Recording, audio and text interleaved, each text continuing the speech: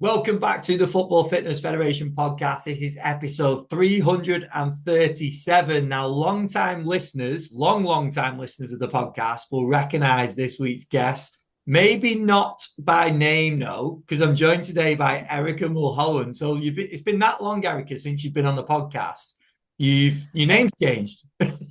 I know. Yes, my name has changed, and so have a lot of other things, but it's really great to be back. And even though it was a long time ago, I feel like I was just here chatting with you, and I followed your podcast journey, and it's been so cool to see the growth and just all the wealth of knowledge you're providing for coaches in this space. No, likewise, and that's why I wanted to get you on for a catch up today because I know you've got loads going on. And there's loads that I feel like are going to be really important topics that we can cover today as well. So I want to pull from your experience on that and give the listeners as much as we can. So it's great to have you back on. Just give us a little bit of rundown, Erica. Anyone that's not seen your work or maybe listened to the previous episodes, which we'll also link below, so you can go back and listen to those. Give us a little bit of background on yourself, but then also we're going to do a little update from when we caught up last time as well. Yeah, so I'm a youth female athlete performance coach, mainly working with girls soccer players, but also field-based sports like field hockey, lacrosse. I also work with other sports like volleyball, gymnastics. So I've been doing this for about 13 years, and personally, I fell in love with strength, speed, and conditioning at a very young age, and I saw the benefit in my own soccer playing, and I took it throughout my entire career and through college, through pro. And then once I hung up the cleats, I got my master's in performance and exercise science. And I've been coaching girls soccer players ever since. So fall in love with it more and more each year. And I'm mainly in the private sector in the United States, working with girls in the ECNL, which is the national league here, and then also the GA, and then also some of the other leagues like the DPL and NPL. So that's what I'm up to today. Awesome. No, I know anyone that follows Erica will see the amazing work that she does as well. So we're going to dive into some of that now. What I wanted to start with, obviously, we were looking then when the last podcast was. You were on in 2020, you're also on in 2018. So a lot's probably changed in that time. But what I wanted to dive into to start with is maybe in the last few years, where's your focus like with your coaching? And are there certain areas that you focused in on more that you feel like are having greater impact with the athletes that you're working with at the minute? Yeah, so I still work with a lot of youth female athletes, but I think back when we last talked, I was also training boys soccer players as well.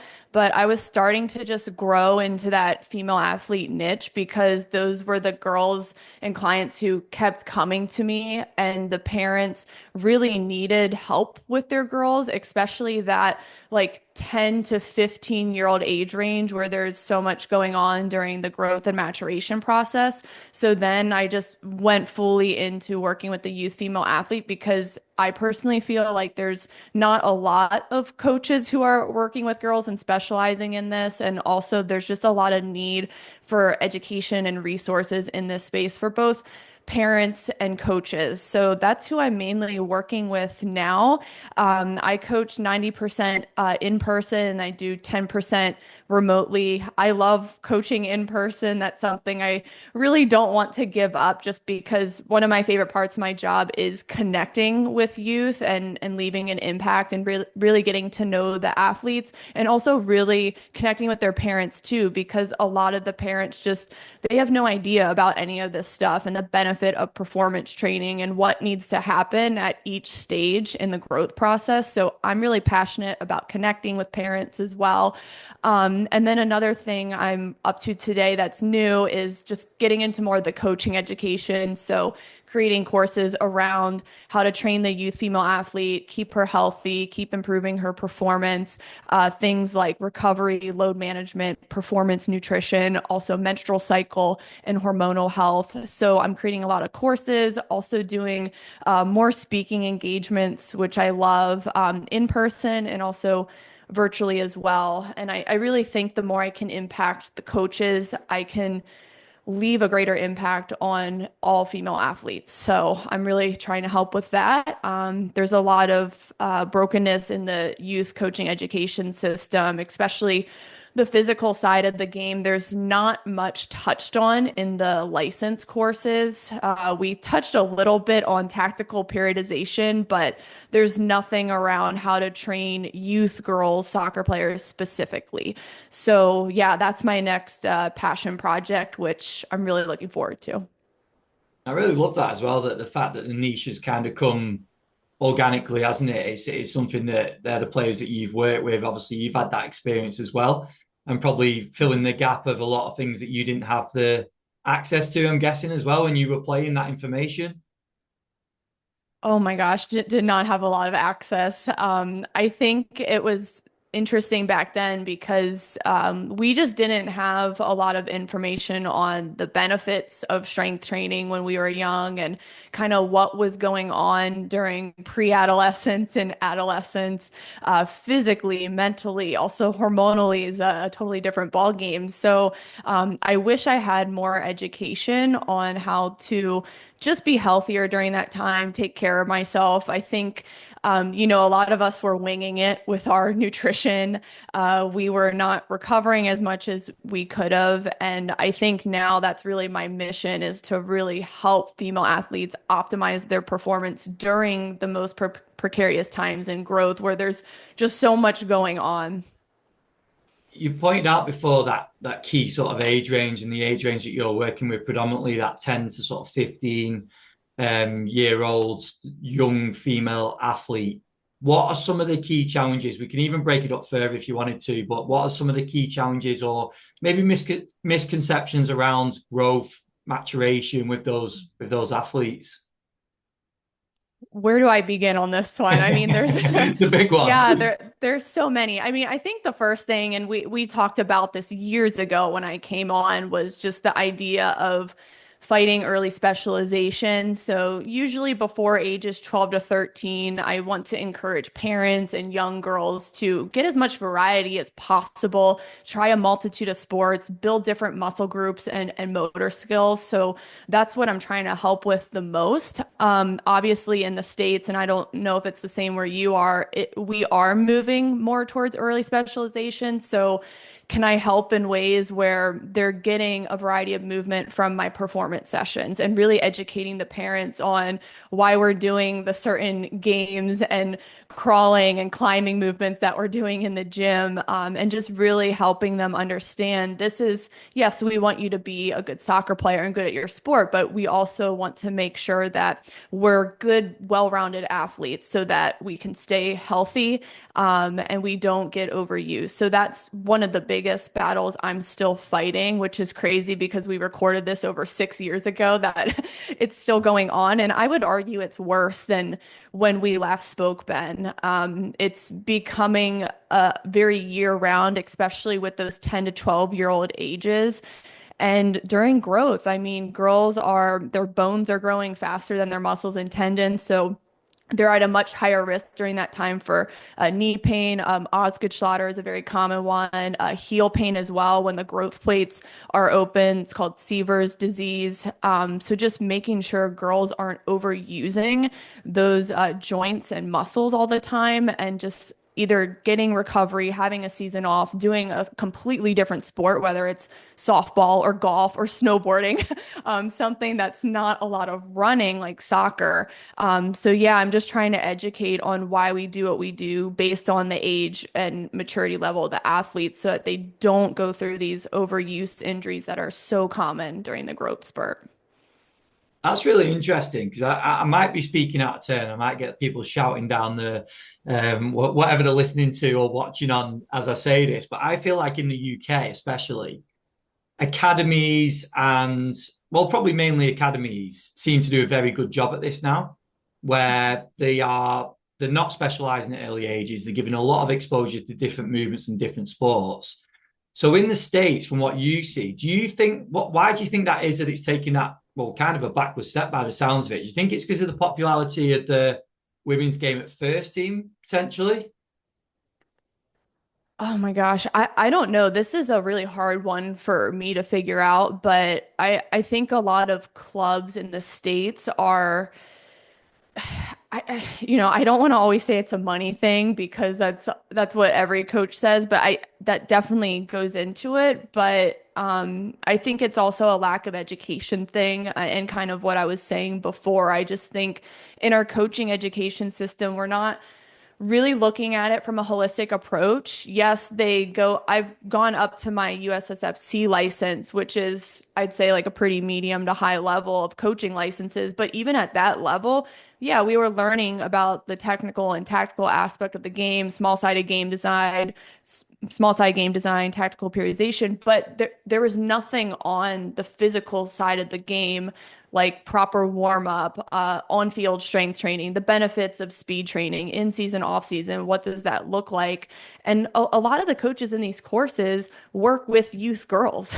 They work in the age groups that I'm talking about, 10 to 15 years old, and there's no education on child development, female anatomy, again, growth and maturation. And I think that is probably the root of the problem. It's just the education is not there yet, which is why now I'm trying to get into that as my next venture. What we're off the back of that, because that's obviously the key challenge that we're facing at the minute, and you've talked about the knock-on effect of it as well with the types of injuries that these players are going to be experiencing, unfortunately, with that sort of approach. If we had a magic wand and you could make a few changes straight away in terms of that approach with those key ages, what would some of the key things that you'd want coaches to implement be? Mhm. First, I would have them understand what's going on during the growth spurt process. So understanding what's happening with the bones, the muscles and tendons, because I think when you don't know that, you don't understand how important load management is. Because I've seen a lot of practices with those age groups where no one really has a plan in place and they're just kind of winging it and having like girls teams, for example, do plyometrics for minutes on end when first of all, they're detraining plyometrics and not even developing explosive athletes, but then they're also overusing those joints on top of what they're doing at practice. So it's just stuff like that I would change right away is just the physical program design within practice, even the warm up too. And this is what happens when you talk to youth girls on a daily basis. You hear a lot of complaints. Oh, my coach makes us jog 6 laps or do Indian runs before practice. And I'm like, what is going on? Which is why that's kind of propelled me to change things because of these conversations I'm having with like 13-year-olds. But it's just stuff like that where the warm-up's it's not helping with injury reduction. It's not preparing them for a quality practice, and it's not getting them game ready either. So, just really trying to educate on those things I would change right away. No, I think they're really important points, aren't they? And that education is key. And obviously, we can touch into this more on your approach because I know it is as you as a single person, it's pretty much impossible to go into every single environment and have that impact physically, isn't it? But like we spoke about this just before we started recording, like this is why it's so powerful in terms of creating these products to get it out to the masses and hopefully change this approach, isn't it? Mhm. Yeah, and I think, yeah, even just one person can impact a lot too. And a couple years ago, I spoke at the United Coaches Convention, and I just gave a very simple talk on speed training. And I think those tend to be the most popular ones people go to is speed because every coach wants to learn about how do I get my players faster. So I was so excited to give this talk because it was not like what anyone was expecting it was going to be, but it was just really talking about how coaches can just really microdose speed within a warm up before practice to help their players get faster, to really develop the hamstrings, get them strong, and to prepare players for the high velocity movements in the game. And to also make sure your girls love the warm up. Who doesn't love racing in the warm up? I mean, every girl I've worked with, they love the speed sessions. They hate constantly jogging warm up laps around the field. So I think coaches were inspired by that presentation, and a couple of them had emailed me after that and said, "Wow, we tried this for a season, no season-ending injuries. Our girls love the warm-up now. We're raising the ceiling on our speed." And I'm like, yes, if I can just help a couple people and then they get the word out, it just goes from there as a ripple effect. So, I'm trying to do the best I can to even just impact a few people so that the word just spreads within the youth girls soccer community. Yeah, 100%. And that's exactly why I wanted to get you back on, Erica, because I know some of the great work that you're doing and continue to do as well. Um, I wanted to focus in on parents as well. And we spoke about this in, I think, the first episode that we did. And there's probably a lot of perceptions and opinions that have not even changed a bit in the last like 7 years or whatever it is. But what are some of the um, perspectives or viewpoints of parents that you're maybe finding a challenge at the minute with those athletes of that age of sort of 10 to 15? What sort of opinions have they got that you're trying to either change or educate on? Mhm. You know what's interesting, Ben, is I don't see the parent side of things as a challenge anymore. It doesn't frustrate me as much as it used to. I remember the last time I was on, I was talking about like crazy parents and this and that. But I understand now that parents they just don't know. Yeah. They're blasted with a lot of nonsense on social media, and you see a lot of these accounts where they're just scamming parents into these professional athlete training sessions for 10-year-old kids. And I get that parents are sucked into that. I mean, who wouldn't be, right? So my job is to, not just see the conversation with parents as a challenge, but more so as an opportunity to finally educate them. And every time I get an email of parents asking about like advanced speed training, or can you do like sleds with my 8-year-old, or, just crazy stuff that pro athletes would be doing, I just am like, yes, I get to educate them now. Yeah. So when I talk to parents, I really like to relate my training to the education system. So, like a fifth grader wouldn't be doing the same thing as a PhD student, right? That's pretty obvious. So, why wouldn't it be the same for physical development? And then that's when they start to think and they're like, oh, that makes a lot of sense. And I have a bunch of handouts on my pathway of what we do by age group and what's going on during the growth spurt and why we're doing certain things. And when you really break it down and explain it to them, they understand it. You just have to give them a pathway for their child. But of course, you still have people that are going to say, well, this is BS. We're just going to go to the guy down the street who's going to train our kid like Messi. And that's okay. I've accepted that you're not going to win over everyone. I think every sports scientist or strength coach can relate in this field. You can't win over everyone, but what you can do is you can stay true to your philosophy and you can break it down simply to people. And then it's up to them if they want to continue with you and go through your pathway. But yeah, I don't see parents as crazy. I think they just don't know, and I just need to help educate. I think it's a great point. And I also think there's lessons to take away in terms of how we share the information, isn't it? Because if accounts on social media are catching their eye that aren't spreading the right information, they're obviously doing it in a way that is capturing attention. So to flip that and still capture the attention of the good information is something we can take from it, isn't it? And we need to do exactly what they're doing in terms of getting their eyes on our information, but supply the right information, which ties into what you just mentioned there around having your philosophy and reverting back to that, doesn't it? Hmm. And yeah, Ben, social media can be very deceiving. And even I had to question, what am I posting and who am I trying to get my message across to? And every now and then I'll post some reels on Instagram of our older girls doing like the box jumps and the weighted pull-ups and the heavy deadlifts and all these advanced things when you get to that level and you have a higher training age. But I'll also post, okay, what do we do in our 10 to 12-year-old sessions? We're playing tag, we're doing dodgeball, we're hanging, we're climbing ropes, we're doing tug of war. And I just want to be very transparent on my online presence of what we are about, because it used to just be I was posting my older girls. Yeah. And then parents of 10-year-olds would assume, oh, that's what we're going to do too. And I've had parents tell me that, oh, well, we thought we were getting this. And it really called me out. I really need to change my ways and just be very transparent of what the process is on social media because parents are looking and it's really just giving a peep into what the sessions look like and being honest about it.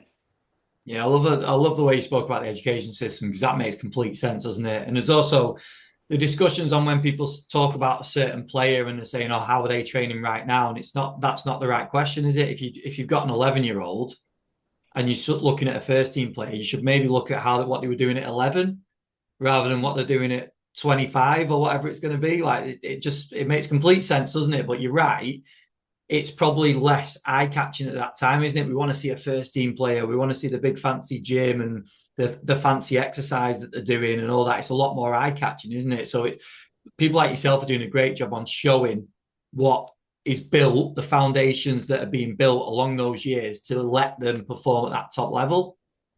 Mhm. Yeah, and I think that's key too, is showing the pathway of where they're going to go. Hey, you're 11-year-old. We are going to start with the foundations, but those deadlift videos you see on my Instagram or my older girls doing weighted pull-ups, that's where we're going to get to one day, and it's going to be epic. Yeah. And you're going to look back on the journey and be like, wow, I started here and I graduated on. And I think that's more rewarding too, for the kid to fall in love with that process, the parent to understand that this is a long-term thing, like the schooling system. But it's so crazy that people think that physical training is different than the schooling system, and you have to like rush, rush, rush. And I'm just trying to tell people, hey, this is about the process, and this is about the long-term health of your athlete. We spoke there about the sort of approach with parents and maybe their perception of what's going on. Have you seen any change with players of that sort of age? Obviously, we've now got more influence from social media. Do you find that that has aided them in terms of the education that's out there, or are you fighting more challenges in terms of directing them in the right place for the right information? I think it's the same with the parents where some people do want a quick fix or just everything right now. So I still have to educate even the kids on here's where we're starting. This is the reason we're starting here, but here's where we're going to go if you're consistent with this program. So it's really just the same conversation with the kids. But I'm finding the kids just they really embrace the process more. I think once I get them in the gym and we do our sessions and they're having fun and they're making friends, they're bought in right there. I think that's so key with the young kids is you have to have that connection. There's a balance. It's a special craft to coach young girls. There's a balance between being friends with them, but also demanding respect and disciplining them. So it's just like walking that line. But the key at that age, you do want them to have fun. You want them to fall in love with training. Otherwise, they're not going to enjoy the process. They're going to get resentful if they fail or when adversity strikes. So my whole thing is they have to have fun at that age, and we don't need to get too serious too fast because the reality is a lot of these girls they'll play in college, maybe they'll be lucky enough to play pro. They have to really love it because if you don't love it, then your career is not sustainable. Mm. No, definitely. And I think it's great having a role model like yourself as well. Obviously, you've had experience playing and you can relate, you can be a strong role model to these girls, can't you? With now the education to back it up. So you've had the experience on the playing side without probably the education that you're putting in place now. So they're looking up to you, aren't they? They're looking up to you in terms of a player, but also now as a coach and a person of authority with that information as well. Yeah, that's an interesting point you make. I don't think every coach needs to have a background in playing, but I think it helps because then the athletes can relate to them and the coach understands what it takes mentally, emotionally, and physically to get to a level some of these kids want to get to.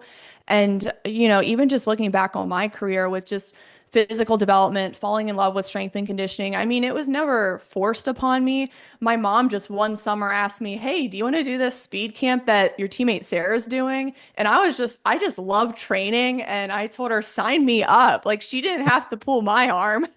But again, it's like you have to love it as a kid. otherwise you're just not going to stick with it. You're going to fall off if you fail, or if you make mistakes, or if you don't break a PR in the gym, you're just going to quit right there if you don't love it. So I always try to tell my girls, hey, is this you, or is it your mom who signed you up for training? And usually when I talk to clients at our assessment or remotely when they do a consult call, I ask the girl, do you want to do this? What do you want to improve? And I've had some consults where I look at the girl, what do you want to improve? And she looks at the mom and she's like, Yeah. I, I don't know, like you signed up for this, like you booked this consult. And I'm just sitting there like, oh gosh, like I don't know if this is going to end well. But those are key questions to ask, because sometimes the girl's not ready to start training. I have had some instances where they were a little lukewarm and I was able to get them to fall in love with it and kept the first few sessions really fun and just made sure the gym wasn't intimidating. So I've seen transformations happen with that. But still, I think the kid has to want it first and foremost. Yeah, I think that's a really interesting one, isn't it? Because that is something I think you can relate to in the UK, especially with, well, I've only had experience in boys' academy, so I can't speak outside of that. But that's definitely something that I've seen in terms of, I was going to call it pressure from the parents. I think there is an element of pressure, but maybe that disagreement or not necessarily alignment between what the parent wants and what the child wants. There's probably not a lot of clarity there, which I think is really important, isn't it? And that question alone that you just talked about probably tells you a lot, doesn't it? Just from that one answer. Hmm. Yeah, and it's like I just want to keep expectations clear. If the kid doesn't like it, then no program's going to work. I mean, it doesn't matter if you have like the best trainer or the best speed programming. They're not going to stick with it if they don't want to do it. So I just try to tell parents they have to love it because the consistency required to improve speed, to become resilient to injury, to really gain strength. I mean, it takes many months, many years. So you have to have that passion to be able to do it. Definitely. Erica, we couldn't get you on. We've obviously done a few episodes recently as well around the menstrual cycle. And I know there's a lot more work being done and coming out in terms of research as we speak, pretty much. But over these last few years, how has your work been informed by maybe some of that research or just your own sort of experiences on working with players of this age? Okay, so this one, this is a good question because okay, back when the menstrual cycle discussion was becoming popular, when the US women's team was doing all of the tracking and the symptom management and the training around the cycle, Dawn Scott was the leading expert in that and pioneering that. And like at that time, her work it was incredible what she was doing. But I think we still didn't know much research around the menstrual cycle then. And even during that time, I felt like I was the only one questioning, is this a good idea to train based around the menstrual cycle? Because everyone's hormonal profiles are so different. Do we really want to take off 1 week every month? We're kind of going against the concept of progressive overload. So I started to ask questions and I felt like I was going a little bit crazy back then because all of the people in the industry who were like leading the way and all the big headlines in Women's Health magazine and all these women's magazines and outlets were like train around the cycle and I'm like I don't know if that's good. So then I stumbled upon Professor Kirsty Sale, and she has some really amazing work. I think she's now on the forefront of it. And again, she's just reiterating there's not enough research to make these blanket statements that every female athlete needs to take off during the luteal phase or do extra recovery, because the truth is not every girl is going to feel like crap during the luteal phase. Not everyone expresses with symptoms. So how can we make these blanket recommendations? Oh, you need to recover during this week when some girls might be ready to do a speed session. They might be ready to one rep max. You just don't know. But I think also with measuring hormonal profiles, that's where it gets a little complex because it's very hard to do. It can only really be done in a pro setting with the proper resources. With the youth, I don't even worry about it. I just focus on the basics of what we know that helps girls reduce injury and improve performance. And that's consistent strength training, enough calories, proper nutrition, get the macronutrients, and then having your 1 to 2 off days a week. And also on the macro level, having an off season from your primary sport. So I think, we need to get those down first in the youth girl space before girls worry about what phase they're in. And not every phase will be the same every month. I mean, it's just so all over the place. So I think the simple answer is we just don't know. So we're better off just sticking to the basics of just good strength training, progressive overload, proper nutrition and recovery. I think it's really interesting. I think from the discussions that I've had recently, a lot of the approaches seem to be trying to group girls into the ones that seem to be more affected, and girls that can just sort of like you said, sort of keep training and do speed sessions and the heavier work and all the rest of it, and then have that as your sort of format going forward. Would your approach then be, you've obviously talked about some of the things that you make sure that you were getting into training there. Would your approach be more catching up with girls that you know can be impacted a little bit more and just literally having the conversation a little bit more with them? Yeah, in the youth space, it's a little bit different because not every girl wants to talk about her menstrual cycle, and that's okay. Yeah. I've just kind of taken a step back from forcing the conversation because, imagine you're a 13-year-old girl who just started this life-changing event that kind of sucks, and you feel icky about it. And not every girl is so upfront. Of course, you have some athletes that come into the gym and they're like, oh my gosh, like I have cramps, this and that, I'm on my period. But not every young girl's like that. And I've grown to just respect that and allow them to have the conversation with me when they're ready. And when they have the conversation with me, usually a lot of them will talk about their negative symptoms like cramps or digestion, bloating issues, fatigue, lack of sleep and recovery, or just extra muscle soreness. And with that, I just give them proactive tools like nutrition and just recovery strategies so that those symptoms can be mitigated. Because the truth is, female athletes don't have to suffer during those negative times in their cycle. They can mitigate, if not get rid of those symptoms altogether. And growing up, I thought I would have to deal with negative symptoms my whole life because there was no education around how to fight these. And now in my 30s, I don't have any symptoms. And like I was saying, I feel great during the luteal phase. Like I'm ready to run a marathon. But it's really been the nutrition and the recovery and giving my body the nutrients it needs to thrive. So I recommend higher protein, girls to really embrace healthy fats. I think a lot of young girls and women fear fats. They opt for the skim milk or the skinny latte, but we really need those healthy fats to support our hormone growth, especially during the growth spurt. We really want to be building those hormones, also building our muscle. So I tell girls, look, embrace the fats. Everything you've been told about fats is a lie. You can absorb the fat soluble vitamins if you have fats like vitamin D for bone growth. So I just try to give girls these tools so that they can really mitigate these symptoms. And sometimes the cramping is blood sugar issues as well. So regulating blood sugar and adding those fats back in helps as well as fiber. So yeah, I think my message now around the cycle is let's really empower girls to take charge and to feel good the majority of the month so that they can perform at a high level and they don't feel like they have to sit out of practice or miss a gym session or do something they love. I really think this training around the cycle can hold females back more than it progresses us, because we're just kind of like tiptoeing around these negative symptoms when we can actually get rid of them.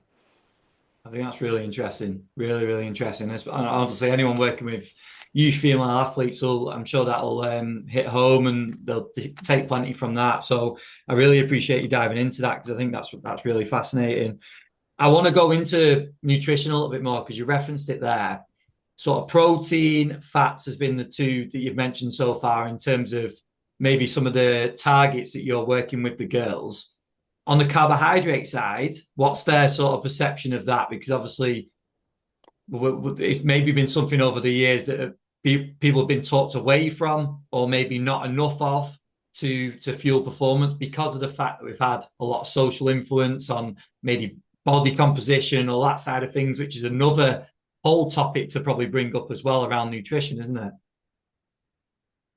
Who I turn to on this is Wendy Earlbeck. I think she has a really balanced approach, and it's really about having balanced meals with the three macronutrients because they all play their role in performance.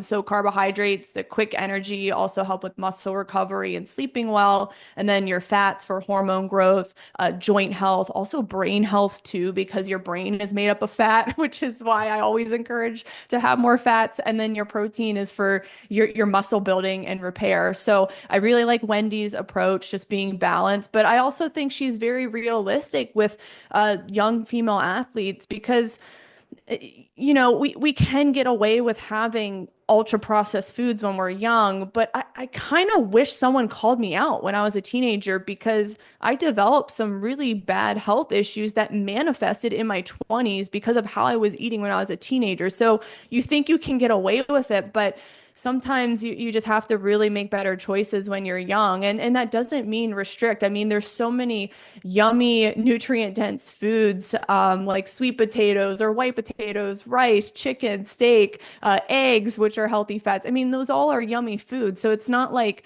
you have to restrict when you're eating healthy. This isn't to say you can't go out with your team and get ice cream after a long showcase weekend. I'm not saying that. Go do that. I love that. But when you do it chronically, it's more so that chronic consumption of those foods that's really holding youth female athletes back and also not helping with those negative menstrual cycle symptoms. I think a lot of girls, when they get the negative symptoms, they're so tempted to just eat a ton of ice cream, but that actually makes the cramps worse. So I think, there's this fine line of being honest with girls, but also focusing on health first and then their performance follows. I think a lot of female athletes think that they have to sacrifice their health for performance, but I'm here to tell them you can have both. And it really comes down to having the three macronutrients and picking whole food options the best you can. And just from time to time, enjoy something with your team because food is social too, but understand what the long term everyday consumption of some of those foods can do to your hormones and your health. And how does that sit with players when you're telling them to essentially eat eggs and things like that maybe they might have been talked away from over the years? Do they kind of accept that and listen, or does it take a little bit of convincing to actually get them to do it? I just explain the benefits for them, and usually they're bought in. And I'll give you an example. I had a girl who came to me last week. I told her what to have for breakfast because she wasn't having a breakfast. So we are starting our day off losing if we're not having breakfast and getting those calories in. And I told her, hey, have your eggs, have some apples, have some toast, put butter on your eggs for the healthy fats, and let me know how you feel throughout the school day. So she comes to her session that night and she goes, Erica, thank you so much. I have so much energy still. And she came to me at 6 p.m. at night after school soccer, club soccer. And she's like, Erica, thank you so much. I have so much energy. I had lasting energy throughout the day. And I'm so glad you called me out that my breakfast wasn't enough and I had to add more. And that's usually my message is don't subtract, add more. And most girls, I would say, are protein deficient. They're not even getting anywhere close to half of their protein requirements throughout the day. So even just adding that extra egg or a piece of bacon at breakfast is going to help them get those extra calories in, get that nutrient density in, and really help with their muscle building. Because if they're adding strength training with me, then their calories need to increase too. Their macronutrients need to increase. So, yeah, I just break down the benefits and usually they're bought in. And a lot of these girls, they find the whole foods very yummy and they learn to cook. And another thing with that is I have to get their parents involved in that conversation because if the whole family is not on board, it's not going to work because the parents, they role model. they're with their parents all the other hours. They're away from me. They're only with me 1 to 2 hours a week. So how much impact can I really have? So I send the parents the grocery list that they should be considering what to buy and cooking with their daughter, encouraging them to prepare meals and snacks on a weekend day. So she's set up for the school week. So really getting the parents involved, because if the parent's not there to help cook or buy the groceries, they got the credit card, right? Then the girl's going to fail. So the parents have to be involved. I know we said we weren't going to get frustrated with parents, and that's the that's where we're going to go going forward. But on the nutrition side, it must you must see it now where they do have. I fully agree. It's such a big influence on what the child does, isn't it? Right up to ages probably past what you're working with at the minute until probably you leave home, isn't it? That you start taking full control of your own nutrition. But the way that people approach nutrition, have different sort of opinions on nutrition, it must be so hard to break that when a child is facing that day in, day out with parents in bad habits, essentially. Hmm. Yeah, and it comes back to educating the parents on why we're doing this. So I first and foremost say, hey, it's for their health, because during pre-adolescence, adolescence, it's one of the second most rapid period times of growth in a girl's life. So she needs the calories and the nutrients just for her regular growth and development of her bones and muscles and her hormones. So her thyroid especially is extremely important. And then on top of that, we need the nutrition for the sport performance and the injury reduction. And when I break it down that way, they start to be, okay, yeah, we need to get on board with this. So I think the health first is always key. That gets through to parents. And then the parents also realize, well, maybe if I do this, it'll be healthy for me. Maybe it will help with my pre-diabetes or whatever, some autoimmunity or whatever the parent might be struggling with themselves. So I think it can be really inspiring for the whole family to change just to be healthy. And then the sport performance is just the added bonus for everyone, right?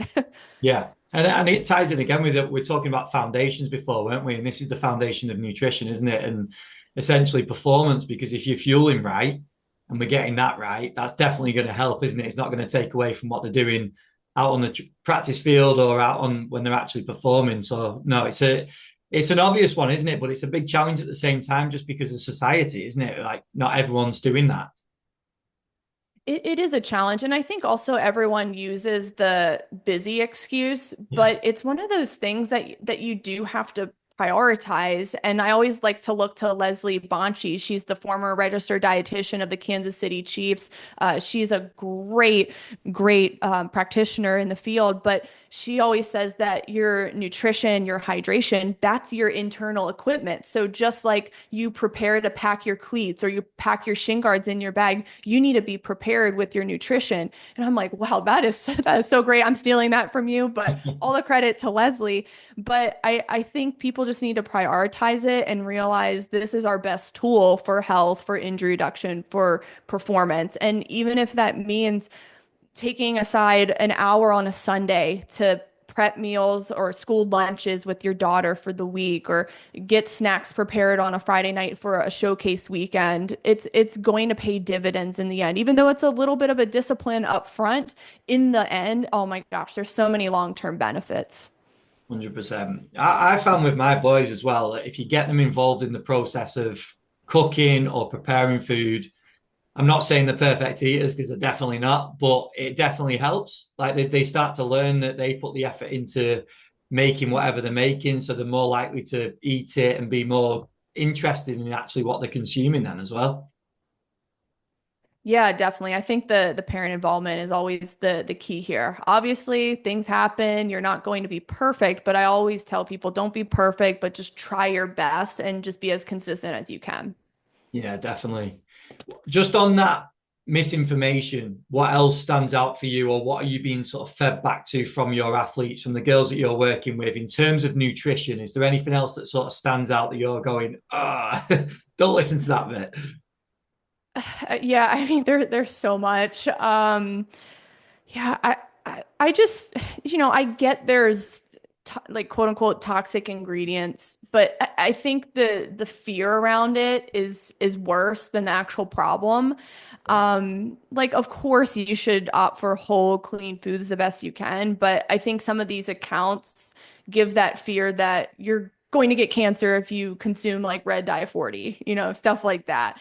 But the reality is if you're at a showcase and the only option for hydration and electrolytes is Gatorade, I want you drinking the Gatorade. Because how else are you going to get that? Unless maybe you packed your own hydration that you like, your own packets. But if there's no other option available, then go with the one at the sports complex. Or if you're in the middle of nowhere and the only thing is a gas station, yes, you're going to have to get convenience food because I would rather you get the calories in than not. Yeah. So I think there's like pillars to nutrition. Like you want to eat enough first and foremost. And then the next is get all the macronutrients. And then the top of that is eat whole clean foods. But we have to get that base first of getting enough fuel into the body because with the growing female athlete, I mean, it could lead to so many health repercussions like stress fractures, more prone to musculoskeletal injuries, losing their cycles, which is terrible for hormone growth and development. So getting enough calories to meet the expenditure that they're doing in their sport and all these trainings is the number one. Definitely. I think the famous one a few years ago was Usain Bolt, wasn't it? Was it Beijing Olympics possibly? And he had the McDonald's before, and everyone was like, "Oh my God, he's having chicken nuggets before the 100 meters." And his rationale was, "I know that I can eat that and not get ill, essentially. So I'm just getting some fuel into me because I know I can be all right after it. Obviously, it's not optimal, but that was his rationale. Whereas if he'd have gone out maybe wherever he's going to eat and he's not eaten there before, he could have potentially got ill from the food or whatever it was, which then doesn't allow him to perform. So I think that was, I think I'm right in Beijing, but that's the sort of preface anyway. That it kind of makes sense, doesn't it? It's not always going to be perfect, but you having that understanding, what you've just spoken about there with the pillars, I think is key. Mhm. I kind of have a good, better, best system where it's like, okay, good is maybe you're at Starbucks and you order the egg bites there and then like a side of like fruits or a yogurt. And then the better is you cook your own eggs at home. And then the best is like, all right, I get the pasture raised farm eggs, which not a lot of people can do. So most people should be like in the middle with better. But again, if you're out and you can only go to a Starbucks, then just go with the good. You can still get protein, carbs, and healthy fats at most of these fast food chains and convenience stores. There's options on the menu for everyone. It's also such a small percentage, isn't it? That if you do get caught out that one time and it's one meal or whatever it's going to be, okay, you might not feel great after it, but it's such a small percentage of your week and then of your month and then of your year that it's what we're doing the majority of the time is more important, isn't it? Yeah, it just comes down to that macro level consistency. That's always key, especially with youth. Just getting into the best habits you can young, but giving yourself grace if you're not perfect because you're never going to be perfect. Yeah, I love that. Love that approach. Erica, I want to sort of bring things together with what you've now created. We've spoke about the importance of education. We've touched on some of the points that you're passionate about that need more education pushing out to people. Talk to me about the courses that you've got available and also give people where to go to look at the information that's now available out there. I have two courses out right now. The first one is an ACL course for soccer coaches, and it talks about how ACL injuries happen, what we need to do to reduce the chance, whether it's through warm up, on field strength, having a network of strength coaches. So, just some actionable solutions for coaches to implement ACL reduction at practice.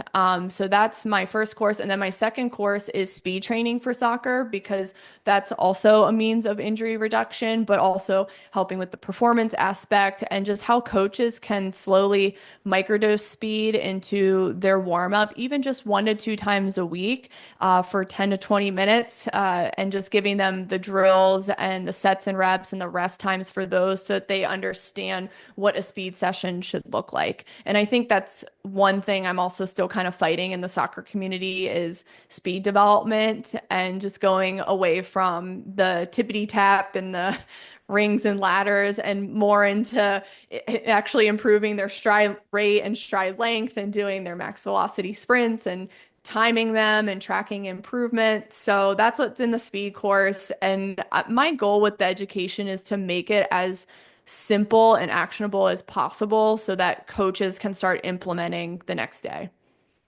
Awesome. And that's all on a website? Yep, that's on my website. You can just go to my Fit Soccer Queen X account and it's in the link in my bio.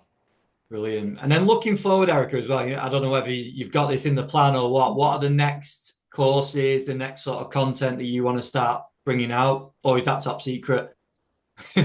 Um, well, I'm I'm working on my next book and it's going to be on the growth and maturation process in youth female athletes. So I really want to get this out there to just better educate parents and coaches on what's happening, what injuries are they at risk for, how do we reduce the chance of these, and just yeah, just really educating on that pre-adolescence, adolescence, and girls. And then what other forms of content at the moment? You got the podcast, right? Yes, I have my Strong Female Athlete podcast, and that's really where I'm hanging out now. I'm not on social as much as I used to. I'm have that more automated and help with that. So just focusing on the long form content, which is the podcast, and then my courses and books, and then just coaching in person. Awesome. Well, it's been really good to have you back on and hear how well things are going, Erica. So I really appreciate you coming back on. I think we've touched on some really key stuff. And I think in there's a lot of challenges that are being faced probably by a lot of people that are listening as well. So hopefully they've taken some good, actionable steps that they can take away. But also, I urge them to go and look at what you're doing too, because there's a lot of great stuff that you're currently doing. And I know that's coming around the corner as well. So yeah, massive thank you for coming back on. Thank you so much, Ben. This was really fun.